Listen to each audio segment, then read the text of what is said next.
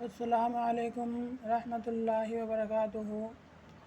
فضائل درود شریف۔ حدیث شریف میں آیا ہے، حضور صلی اللہ علیہ وسلم نے فرمایا کہ جمعہ کے دن میرے اوپر کثرت سے درود بھیجا کرو، اس لیے کہ جو شخص بھی جمعہ کے دن درود بھیجتا ہے وہ مجھ پر فوراً پیش ہوتا ہے۔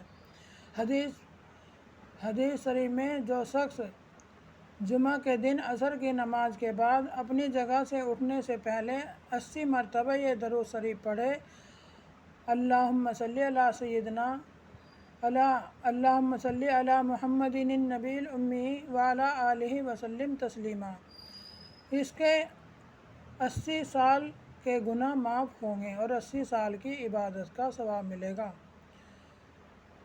اور حضور صلی اللہ علیہ وسلم کا ارشاد ہے کہ جو شخص اس طرح کہے کہ اللہم صلی علی محمد وانزلہ المقعد المقرب عندک یوم القیامہ، اس کے لیے میری شفاعت واجب ہو جاتی ہے۔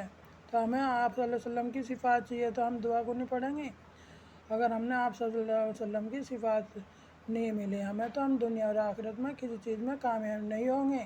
اس لیے دعا درود شریف ہر حال میں پڑھو، آپ صلی اللہ علیہ وسلم کی شفاعت لو، جنت کو پالو۔ آمین۔